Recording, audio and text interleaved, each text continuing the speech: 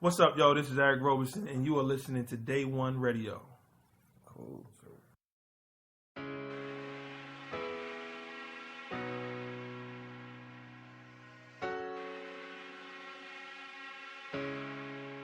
The business.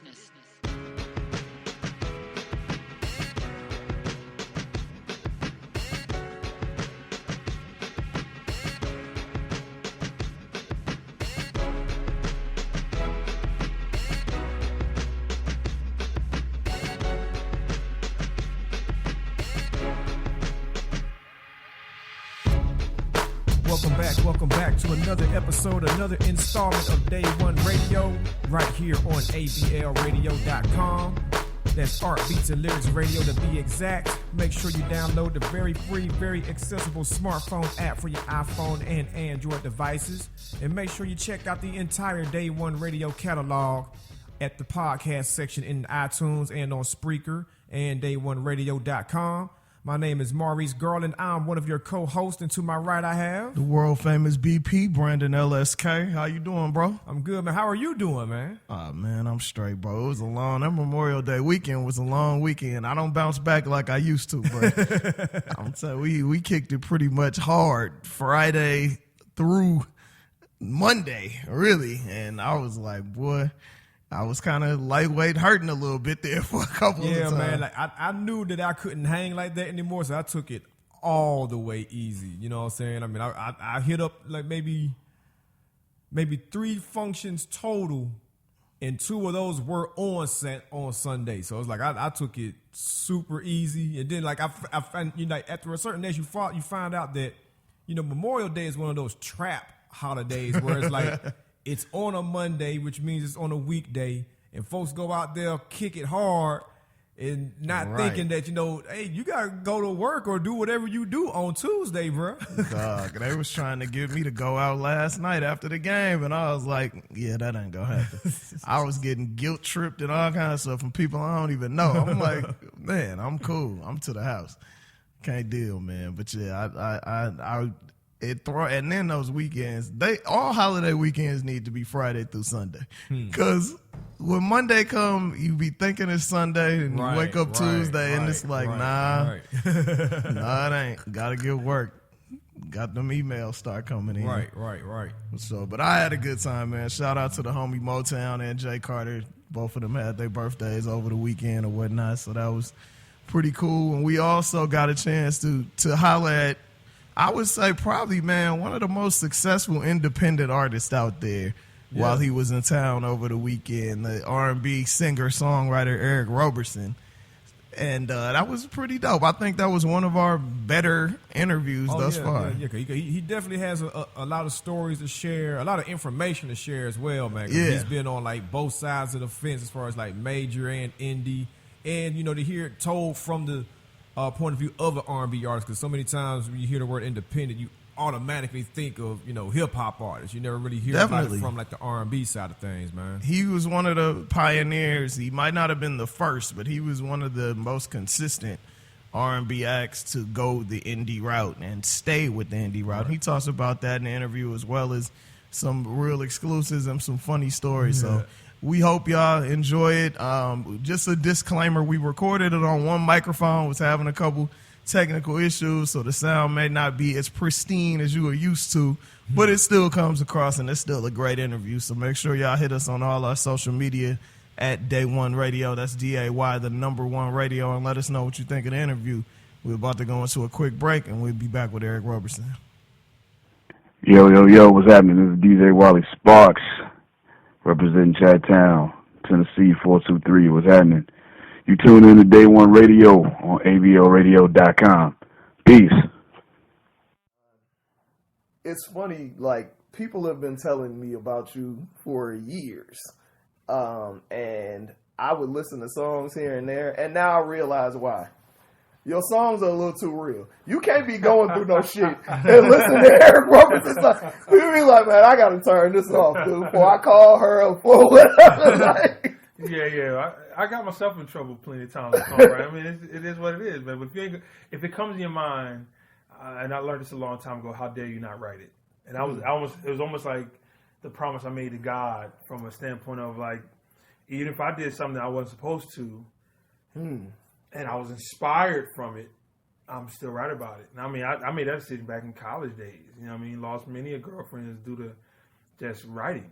You know what I mean?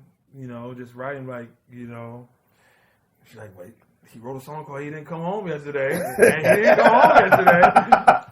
So we need to talk about that, you know what I mean? So, or just whatever, what I'm dealing with. So, yeah, at no point have I just made a decision. If it comes to my mind, we're going to put it to paper. If we put it to paper, we're going to record it. Gotta respect that. Yeah. Most definitely. So you got a deal while you were at Howard, man. What was that whole process like? Like, did you get the big head when you got the deal? I mean, yes and no, but it happened so quick, the rise and the fall, that it let me learn a lot very quickly. It first really taught me that I wasn't ready more than anything. More because I didn't know the business. I didn't know how much politics played a part. And just like in basketball, like we were talking earlier, how much the right team needs to be there, the right president of the label, the right marketing staff, the right whatever, needs to be behind your product. So when I left Warner Brothers, I immediately went to Island Records. And I left the whole Benny Medina fiasco of him going to TV at the time, right. You know, whatever. The song was doing well. I had a video on TV, and I just got to the point where I told my parents, I was like, I can't go to school anymore. It's not, I can't make it to class. Like, I got this song on the box. Yeah. Songs playing, especially in DC, a lot. And, I'm getting stopped, like, everywhere. Now, mind you, I'm a music theater major, so I'm completely supported by my teachers. My professor, Al Friedman, played Elijah Muhammad in Malcolm X that summer. Wow. You know what I mean? Marlon Wayans was a good friend of mine. He did More Money during the summer and came back, and he was still in school. You know what I mean? So we was like, we work and go to school, but I'm literally in the heat of recording an album, flying to LA in the middle of school. So I was like, I don't know if I can do this. So I left and for a year and a half and toured with Elder Barge, toured with Tanya Blunt, a whole bunch of people, and finished my album up. And then the day I signed with Island, a guy named Hiram Hicks took over and dropped everybody, fired everybody, dropped everybody. Like just literally the day after I signed. Wow. And it was kind of like, yo, we're not gonna honor your contract, sue us, whatever, do whatever, whatever. And that was a real humbling, like, he doesn't care how good the songs sound. He doesn't care if my song is playing on the radio right now. He doesn't care how well I sing. He got his own people. He bring his own. Welcome to the business. He bring his own dudes in. You know what I mean?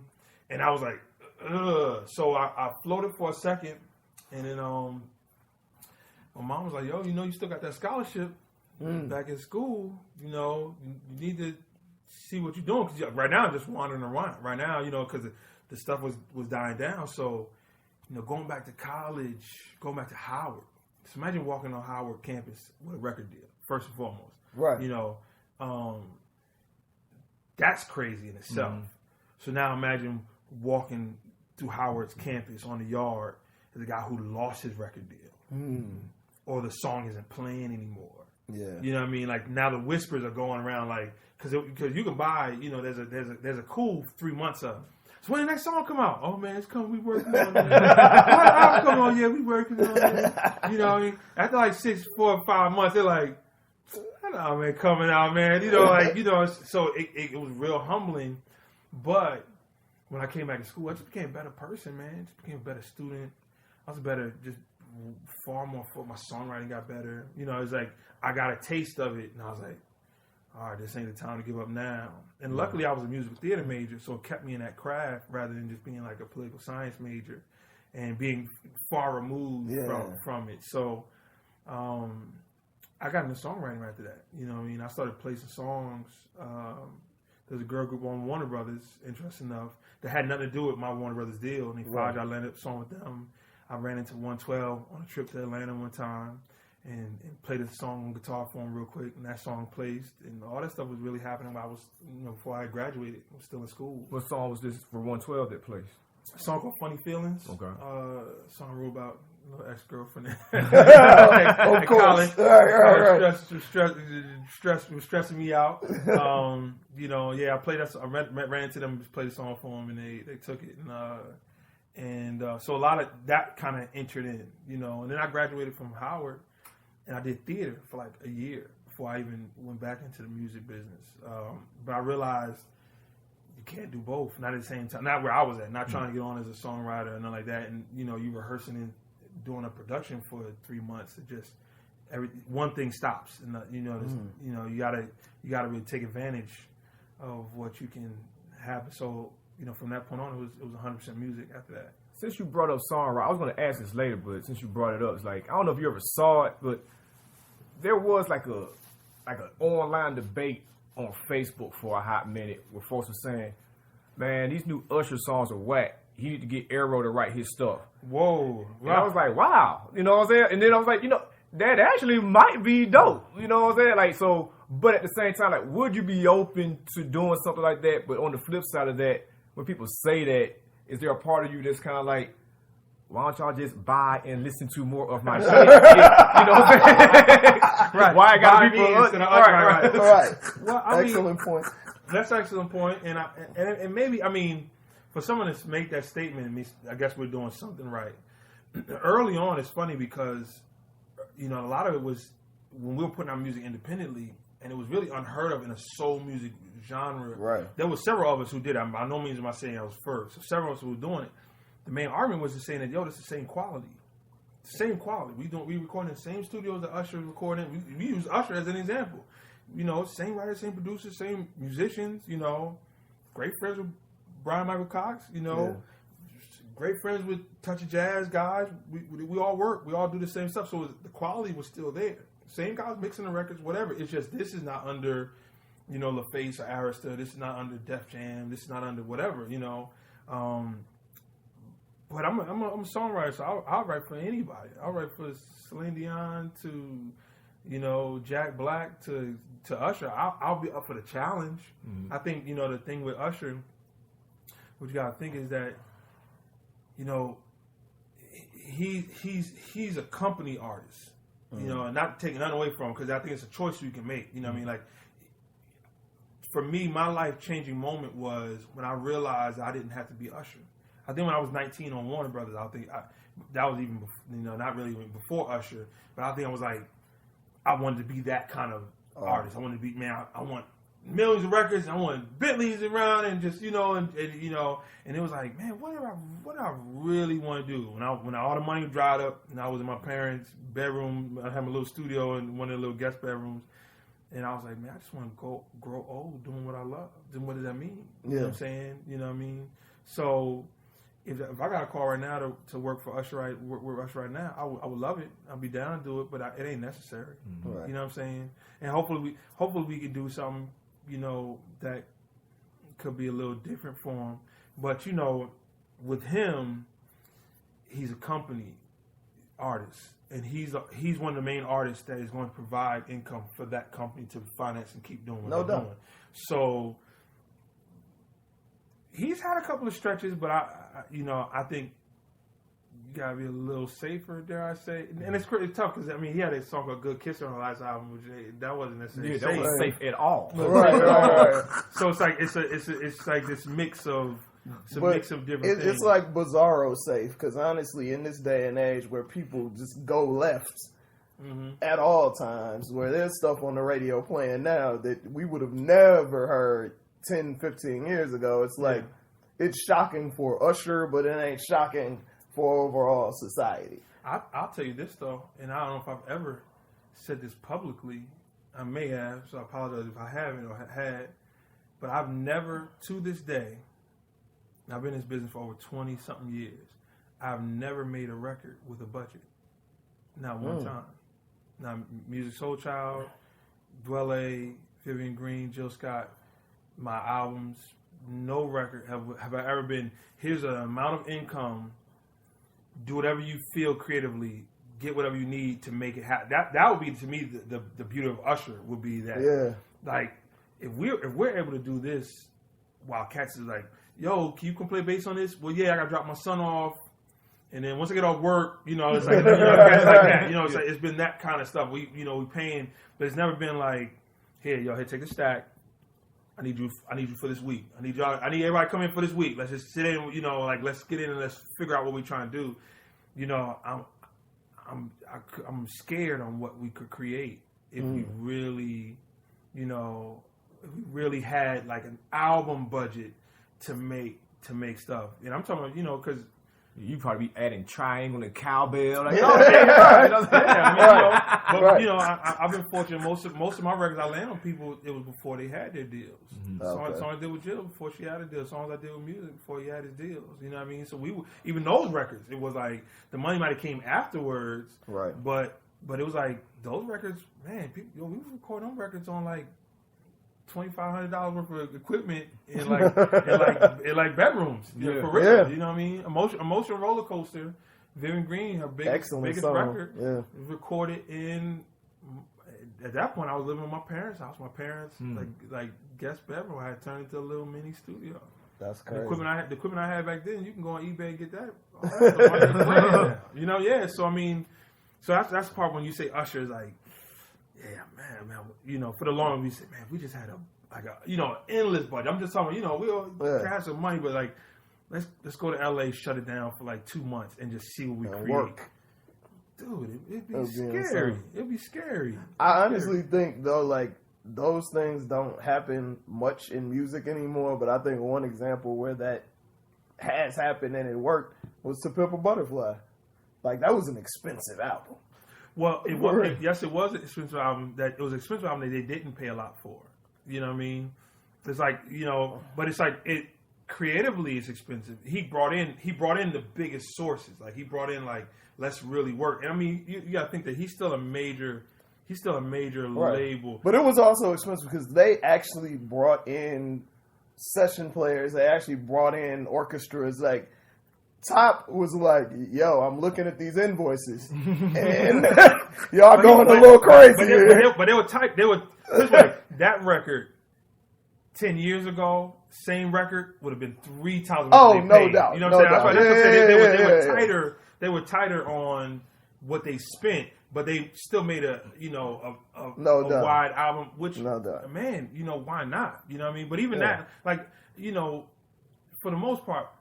My stuff has always been an independent mentality, you know what I mean? So it's been, like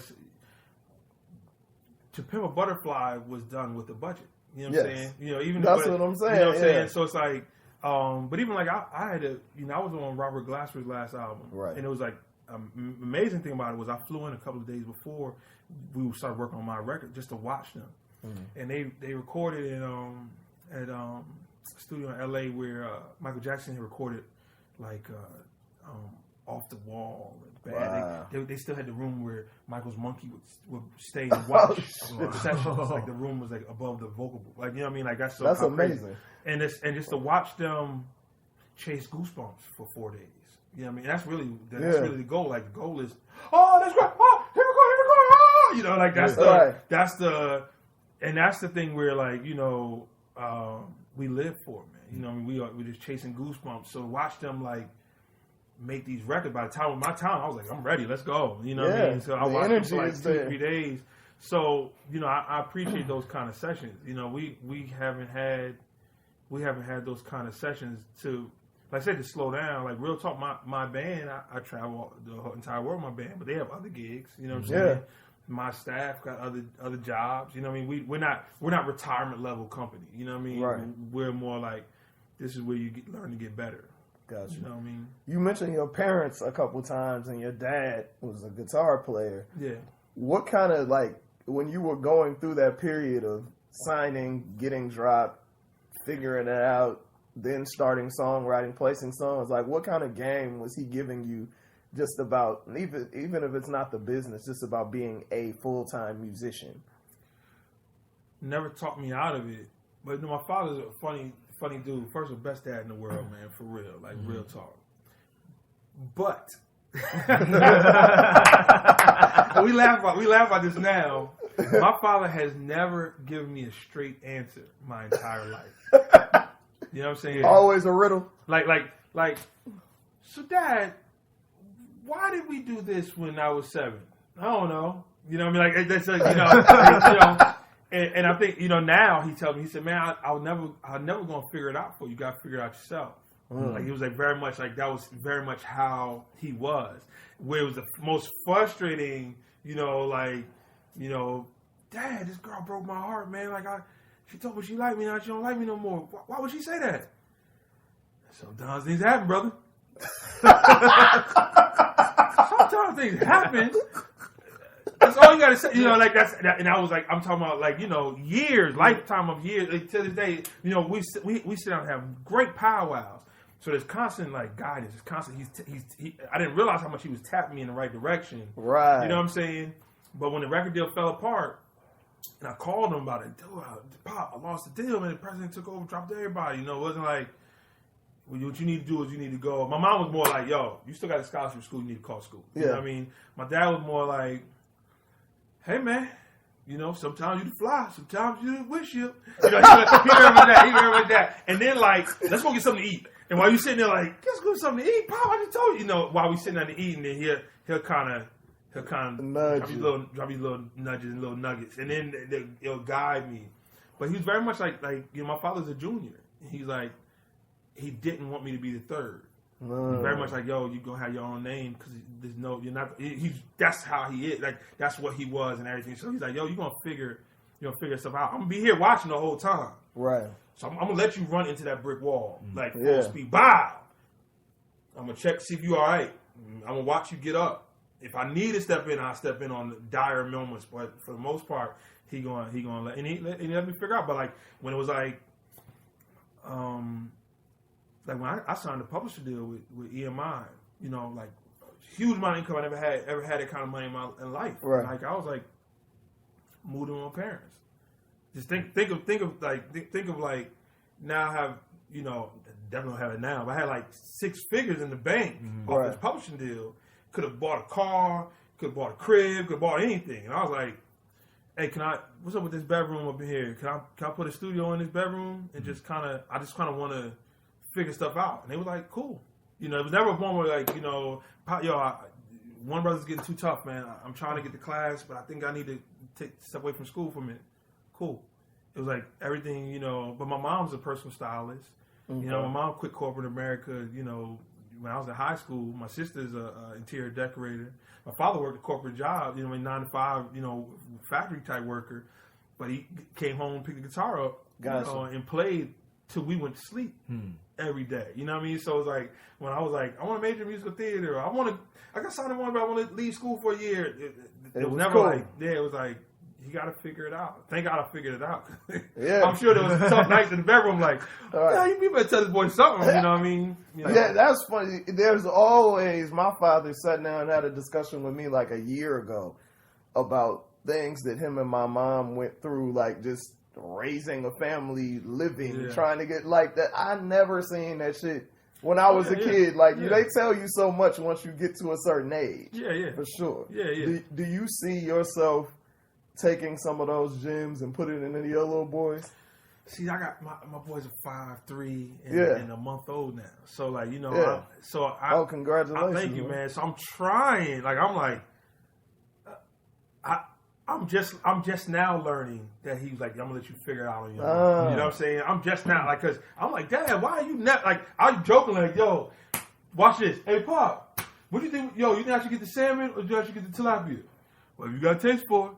See what I mean? He's like, I'm never gonna tell you what to eat. I'm never, you know. It's like, so as much as I want to do that, he's also been the greatest dad I've ever had. I mean, of course, the only dad I've ever had, but the greatest dad in my mind, like the greatest dude. So I want to emulate him. So I'm the one who stopped my kids from running to the brick wall right now. But they're 5, you know what I mean? So you know, I think when I was 5 years old, I think he was probably that way. I think when it gets to when the kids are 10, 13, and start smelling themselves and start trying to figure stuff out, you know, I think that's when you might kind of, you know, let them crash into the walls a little more.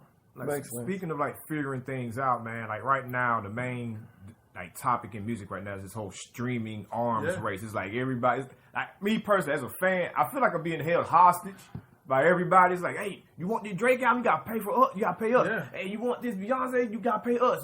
So I'm like, damn, bro, like, why can't I just, get it from the same place? Why y'all gotta hold me hostage or, say I gotta wait a month to get it? So like, how is the streaming game, like, I guess, like, are you still figuring out? Like, is it working for you? Is it good for you? Is it things that, you wish they could, tinker around with? Well, the music business, you're always wishing that something could be better.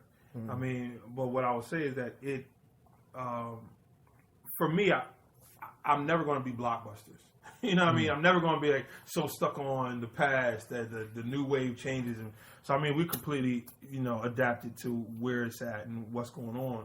What I would say is that, I'm a credit reader. I wouldn't have my career if people didn't read Dwelle's, look at Dwelle's album and go, who's that on background vocals? Or who wrote that song? Or Music Soul Child Records. Like, a lot of my fan base started from who's this guy singing background on this record? And then just by chance, a lot of songs I wrote for people, I kept my background vocals in them and stuff like that. And people would read credits, like, oh, that's the dude, that's always been putting dots together.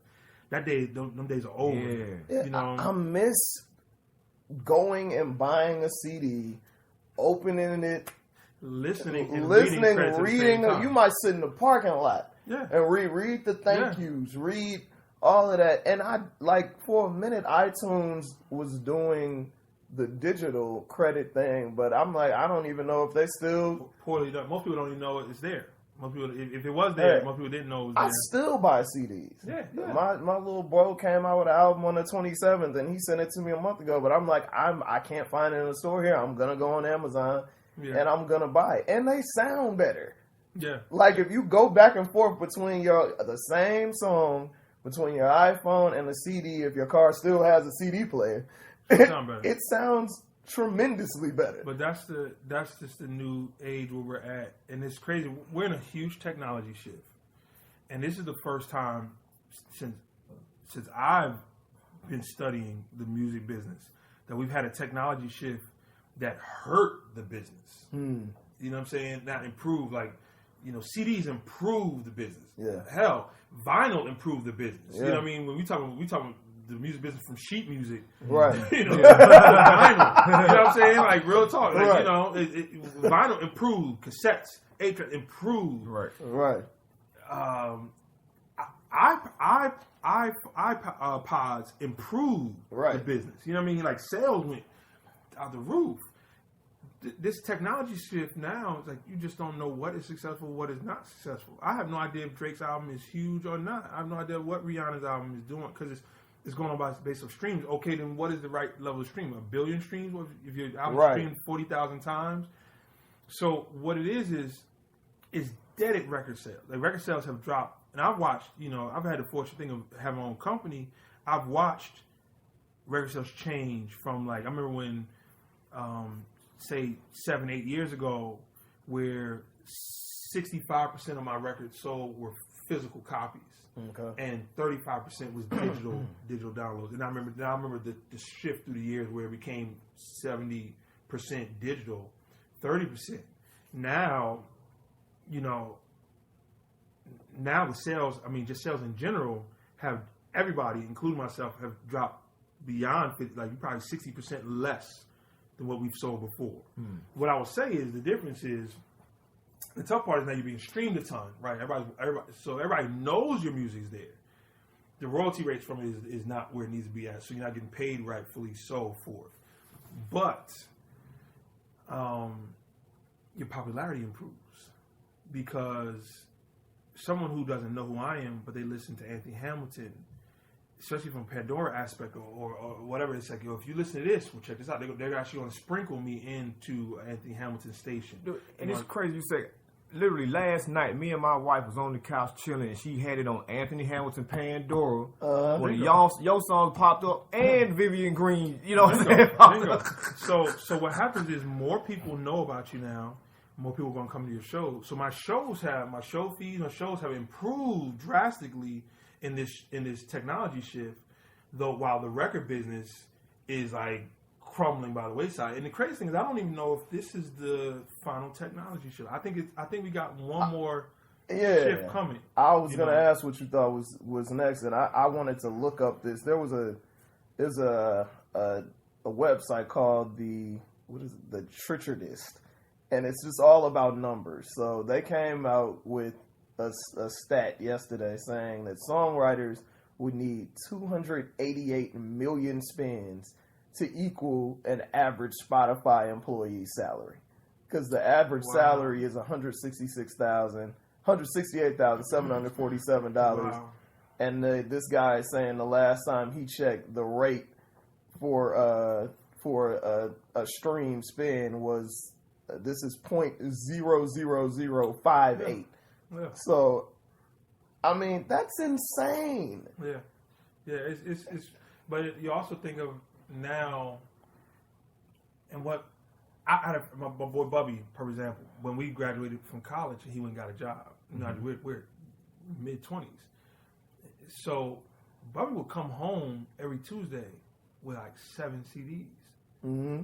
Just because I'm a young dude with money now. I don't know what to spend it on. I love music, right? So he was fishing. Like he might know, he four of them with ducks. Three of them he really liked and whatever. But that's how he spent money. So now, okay, let's take the same analogy. Now for $10 or $20 a month, right? I get a free a view of your catalog. So now you're taking a person who might have bought 7 CDs or even 2 CDs a week to now saying that they're buying 2 CDs a month, and now you're trying to pay off the entire industry off of 2 CDs a month. Off of 2 CDs a month, because basically the guy who's paying $20 a month was that dude who was getting CDs. Yeah. He was spending far more a year on music than what 20 times 12, $240. If it's 20, and I think Apple Music is $10. $10, yeah. So $120. Most guys are spending more than $120, or women were spending more than $120, a year on CDs. You know what I mean? So I mean, it's interesting, but I don't think you negate it. I do think that we're getting more into, and it's crazy because it's changing in that way, a membership type business where. For a long time, we've all been talking that it's not about how many CDs you sell. It's about how many people you introduce into your brand. You know what I mean? So the CDs are to validate who I am. You trust in me, so that now you come to my shows and you bring a group of people to my shows, as well as you buy T-shirts and you invest into the brand of what we're doing. Do you think the next level, and this is both of you guys, could possibly be artists having their own subscription services? Oh yeah. That's really, we've probably been talking about that for the last 3 years, saying that that's probably where it's going to go. And then, interesting enough, now you have the title and the Apple Music where they're battling for the custody for at least for a month or whatever, right? And the sad part about that will be the end of, like, who owned the summer or whatever, because everything be very internal. Yeah. The tough part, like, and this is the main change. Like, the record stores are over, but I remember like the discovery of Tribe Called Quest, like discovering that in a record store. Yeah, I remember like it was very much put the needle down. Yo, check this out. It was very much a community thing. Right. Like we have debates over Public Enemy and Tribe, or we haven't, and now everybody puts their headphones on and they discover by themselves. Yeah. It's very internal, and very much you might go, yo, check this out, but you're not going to check this out. Even in the social media where you might blast something, but it still blasts to your circle of people. And it's even a thing. I'm like, yo, you just sent me the Dope Boy Cash Out dudes from Detroit. Yeah, and the homie, it's crazy because my boy Craig is from Detroit, so we'll be in the car and he'll play something, but it's still me and him in the car. Right. But it's even less when you send me an email. I might not look at that email for a week. Right. If I ever get a chance, and then I got to click this, figure this out, it's just not the same. Like you said, we're in a room. But it's like funny that press play. We brought up the idea of the subscription. Like, I think that cat Ryan Leslie does something like that right now. He does. Good phone. Which I signed up for. Which I mean, super phone. Yeah. And like I said, at this point, I'm not going to overlook anything, because I remember when Twitter started. I remember when Facebook started. I remember when all that we were putting albums out when none of that stuff was out. You know what I mean? Yeah. So when social media started popping off, we're like, I guess we better add this to what we're doing as well. So never get to the point where you overlook technology. You know what I mean? Because it can help or hurt you. You know, you at least learn it. But the point, even with that being internally, let's take Kanye for example. Now it might just be that Kanye just doesn't have the album. I don't really know. But being on Tidal and like everything being so tight, every time Kanye has put an album out now, this is gotta be his 7th album. Yeah. There's always been this big single event. radio takeover. There's always been, and like, what have we heard anything like? There's no radio song like that. There's no big. Oh my God, that joint is crazy. Right. It's just internal. It's like everybody goes to Tidal and they listen to it. They might come out of Tidal like, yo, that joint's crazy. Yo, when I decided to pay that $20 a month, I'll pay that $20 a month. I'll check it out, or you know, when they come over to Apple, I'll check it. But it hasn't been like a. Yeah. And that's the tough part where like now you're cutting out like back in the day, well, we could just have a radio now. Okay, so some people can't afford $20 a month. Like just be real talk. You know what I mean? So now we cutting those people out. Like you know, like yeah, because that's what T.I. was saying. Like his album, you know, he's like a partner in Tidal, right? But he was like, well, I ain't just gonna just only put my album on it because the album that I'm making. The people that I'm making this for, they probably ain't got that $20. No. You know what I'm saying? I put the video on there. I put some exclusive elements of the album on there, but I ain't just gonna put my whole album exclusive on this one thing for this number of days. You know. So, but you know, the interesting of a subscription situation is that then it's just based off of how well you are as your business practice, and if you're, that's the independent music business anyway. You know, that's the indie soul movement. You know, our shows were a commercial. Our shows were, I challenge you to walk past my CD table after the show is over. I'm going to give you everything I have. And I'm going to be standing at exit when it's time for you to leave. And if you could walk by me, so be it. Like, what would you say was like the turning point where, you know, because I mean, obviously, like you had your major label experience early in your career. I'm going to go ahead and assume that, you know, they weren't the only people to throw a record deal at you since then. But like, what was the turning point where it's like, oh hell no, man! I think I'm gonna ride this independent thing out. Like this is what I'm gonna do. I don't want to sign to a label in my career. Great question, because that was a definite moment of that. Because you gotta think.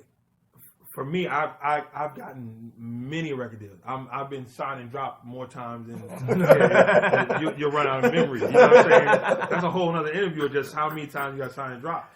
So I remember when Kim put out an independent record. I remember when Dwelle put out an independent record. I remember when Raheem Devine put out an independent record. So there was a lot of people who were putting out independent records, and then once a popularity came, then they signed a major deal. Now, mind you, as a songwriter, I knew every A&R at every label because I would shop records weekly. I would record all week, go every meeting. So I knew everybody. I knew literally. So we also had those, man, you should do a deal again. You should do a deal again. And it's like, man, I'm trying. But it was like I was known as Eric Roberson, the songwriter. So be it. I made that. I built that. You know. So I introduced myself as that. So now I can't blame them for not being able to see me as an artist, right?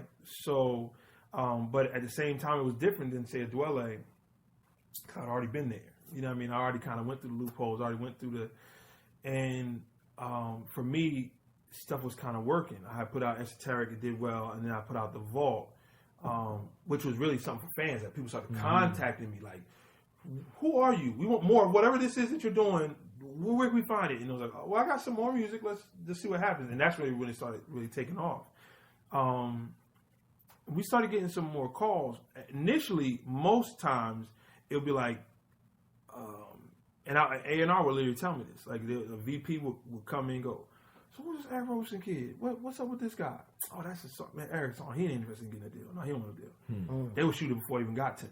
You know, then I would see them. They'd be like, yo, you know, something was interested in you. I told you was interested.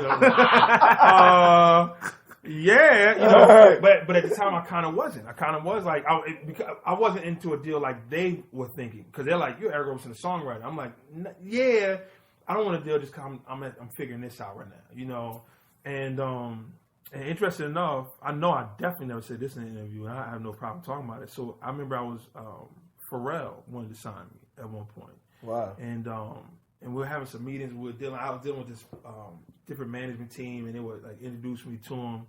And a cool dude, and he was interested in. And he hadn't worked with Charlie Wilson yet, but he was really studying that sound. And he was like, I got this idea. He was just curious. Would I be down to work with him if I did a deal with him? I was like, hell yeah, you Pharrell, you know what I mean? Y'all are killing. So we were talking about that stuff, but this was like right after I had just put out the Vault Volume 1. Okay.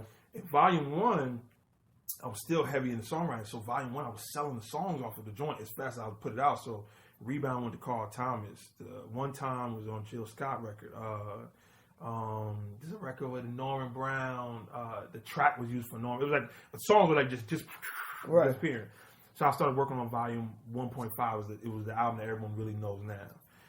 So then everybody's like, "Yo, you should wait to figure out like is Columbia deal working out? Is this Pharrell situation?" And I was like, "Yo, I'm at the point now. I'm just not waiting on anybody, anything. Just like I'm gonna keep rocking. When they ready, I'll be ready.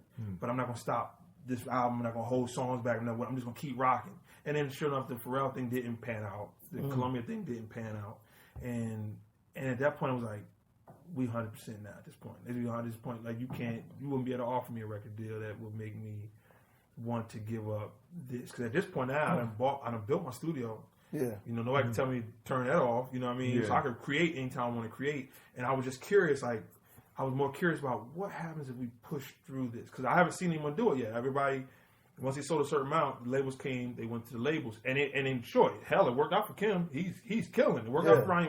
It worked out for a lot of people. Now, a lot of people didn't work out for it, too. Mm-hmm. Right. I've been down that road, though. So I was like, what happens if you just stay independent? What can we build? Now, crazy thing is now a lot of artists now are going back. Yeah, you mentioned Raheem, so he's going back to independent. Yeah, so which is great, which is fine, and it's good because he also had that marketability muscle. He's had the label push for so many years. That helps. You know what I'm saying? So it's good for him. But I just wasn't at a point where I wasn't willing to let anybody have any control over what I did creatively. Makes sense. What I mean? And I wouldn't. My music would have been different if I was on a major label. You know what I mean? Because you got to think that you have to appease so many people. Right. The marketing side, the A&R side, the president side, the financial side, all have to be all on one accord. You all have to believe in one certain thing, and I don't write that way. I mean, if I write a song one day, the next day I'm trying to write a song totally different than that record. Mm-hmm. Right. So my whole goal was just, man, like, just challenge people next time you come, man. Like, it was a campaign to make sure I meet every single person who came to shows. So I watched the show turn from 50 people to 100 people. Next time we went, it was 150 people. Next time we went, it was 300 people. It's like, wow, next time it was 500 people. Like, damn, okay. We good now. And it's like, next time it was 750 people. Next time it was 1,500 people. Like, you look at DC alone, my first DC show, like 50 people. Wow. Yeah, mind you, post Warner Brothers, right? My first independent show. And a lot of it was like classmates and cousins, you know what I mean? Yeah. And then now, we're doing big rooms now. You know what I mean? It's like, it's like unheard of. Then now we kind of get radio support. We did all with no radio support. All it was just hitting the streets and just. And it's funny. We were talking earlier about how you've created, like, we're going to ask how you've created this passionate, loyal fan base, but you explained it without us even asking. But Maurice had mentioned something earlier to me, and what do you think about a parallel between, like, I guess our parents and their group being fans of and following Frankie Beverly and Maze, and then you and your fan base? Do you see a parallel there? I hope so. I hope so. I mean, I don't know if Frankie Beverly and Maze. They obviously didn't do it like us. They have a fan base because of their consistent tour ethic, right? And they have these classic black anthem hits. You know what I mean? And and it's just classic to the day of time. And they tour unlike anybody has toured. So for me, I think my thing has came from the fact that I didn't hide anything. My wife, who was my girlfriend at the time, we had to learn it. She saw me as a songwriter, so when we started fans, we had to sit down and talk about it. Like, hey, so these girls in this line, you know what I mean? Are it's like so she engulfed, she embraced them as well. Nice. So we all went out, and so now we got kids, and people know my kids, and people know, like, they know we didn't hide anything. It just is what it is. This is the story. This is whatever. Take it or leave it. And my goal, really, I mean, real talk, from day one. Sure, we have like Grohl doing music, Chase Goosebumps. But real talk, from an album standpoint, the goal, first album's called Esoteric, which means only meant to be understood by a chosen few. Right. You know what I mean? I ain't trying to change the world. Like, really, my goal is like, yo, if you feel it, holler, support. If you don't feel it, go find something that you feel. Yeah. Because it's out there. Like, that's all we trying to show you. I being a songwriter for so long, I can't tell you how many albums I worked on. This album could change the world. This could be the next deal. And the album don't come out. Nobody and ever no one hears it. ever hears about it. Songs never make the light of day, and that person is working at some temp agency or something like that. Never to be heard of. And I'll be damned if I become that person. Yeah. Be damned if my music becomes that person's music. And it's like, so watching that, it was like, man, how much are we missing out on? How much are we missing? How much music we miss out? Make sure we release this. Let's just get it out. Yeah. So when I put out Sarah, I didn't care if we ever sold a car. I just want to get it out. And it was like, if you don't like this, then check out Raheem. If you don't like Raheem, then check out Kim. If you don't like Kim, then check out Kendrick. If you don't like Kendrick, check out me. Then check out somebody, because somebody going to give you goosebumps. Yeah. You know what I mean? That's really what you, like, why just settle? Why just settle for what they feed you? You know what I mean? Like, there's a dope meal. And I'm the same way with food. I'm like, you ever try snails? You ever try this? You know, I'm like one where just chase goosebumps in all aspects of it. But it's very much process over product. It's very much like the process of doing stuff. Because you saying that, would it be fair to assume that you're kind of on the side of the fence where it's like you don't mind the quote unquote, because people love to throw the word oversaturation around, like, man, too many people making music. Technology doesn't allow too many people to release music. Like, do you subscribe to that thought, or are you in the school of thought where it's like, nah, man, put out as much as you can. Somebody's gonna like something, because some folks would say that, nah, man, it's way too much. Folks need to filter this thing out. You know what I'm saying? Yes and no, because I still am a business person, right. And I still believe in the business of music. And that is the one issue we do have. So from an independent standpoint, which is why you can ask a lot of artists, we offer that to artists that are coming in. I constantly say, listen, whenever you're ready to talk, when you got questions, you want to sit down and rap. Because one, the better we are at the business of it, you know what I mean? 50 million people can put out records. But they need to be on top of the business aspect, or it's just a waste of, it's a bag of sound. You know what I mean? So it's like, and at the same time, their success is only going to help my success. I've never been under practice. I work too hard. No one's going to just surpass me. No one's just going to, we're not, it's not 50 Cent and Ja Rule. You know what I mean? We're not getting right. beats where somebody will put out a record like, from now on, I'm never listening to Eric that Roberson again. You know what I mean? So You it's like, hear that Dwelle diss record? right. So I mean, even if Dwelle comes up with the most incredible album of all times, it's only going to help all of us. Gotcha. So I'm rooting for him to come up with that album. You know what I'm saying? It's like so at the same time, or the next dude or the next girl coming up. So it is a thing to understand, that we do have to understand that it's still a business, though. We still have to figure out the ways, and don't sleep that the same way MCI or Arista and Columbia and Sony are all sitting down trying to figure out this technology shift and trying to figure out what comes next. Us independent companies are all sitting down together and we telling the same thing. And it's like, whoever figures it out first is going to be the winner. It's a chess match. You got to think that, 6 years ago, 4 or 5 years ago, I was nominated for 2 Grammys. Yep. Robert Glass was nominated. Bilal was nominated. I believe Kendrick was nominated. Independent artists, 100% independent, were being nominated for Grammys. Completely wiped away now.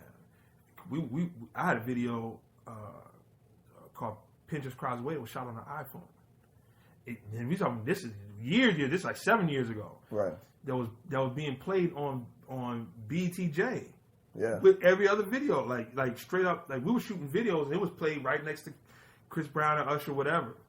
They did that. So it's like, best believe it's a wrestling match. Like that's why you gotta understand it's a business, because at the end of the day, they prefer for you not to share the real estate with you.